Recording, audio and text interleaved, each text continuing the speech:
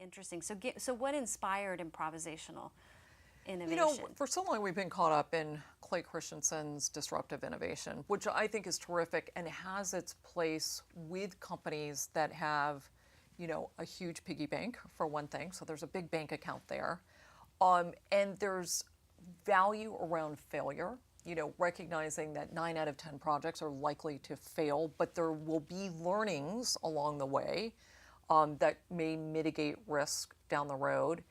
And there was just a real struggle of, okay, we get that there's this exponential pace. We can only do strategic planning 4 to 6 months out, but we don't know. I'm constantly asked, how do we keep our eye on the ball, but be able to get beyond that as well? And so, there's sometimes shifts where internal innovation is really what you aspire to do, but there are company cultures that do a lot of acquisitions on the outside, and then that ends up impacting some of the cultures internally too, to not inspire people to innovate. So I really wanted to seek out ways that could work for any firm, any organization, to realize here's where I am, here and now, but I want to start thinking about the future being not that far off as well.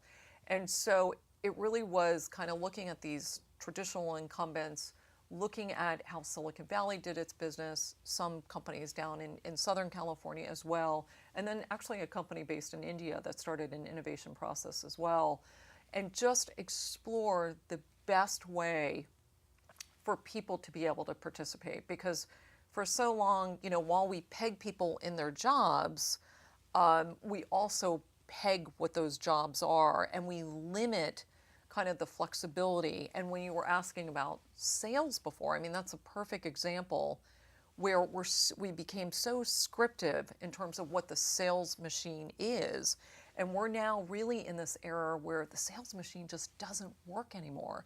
It's not about quotas. It's not about how many calls you made in a given week.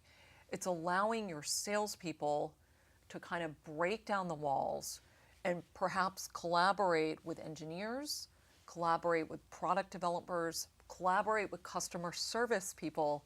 And I'll share a very interesting quote that I heard recently that came out of the Walt Disney Company. And that is, there's no longer this dichotomy between sales and customer service. So the sales may come in and say, we make dreams happen.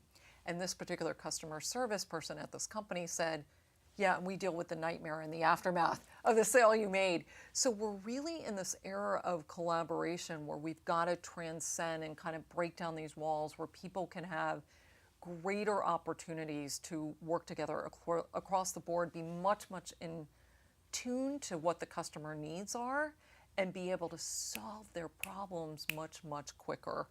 And so sales is really got to kind of throw away the script, be able to kind of improv, if you will, and be allowed to just build trusting relationships between them and their customer, and have the freedom of not just this enormous pressure of quota and calls behind them, and recognize that this is about long-term value creation and not short-term profitability.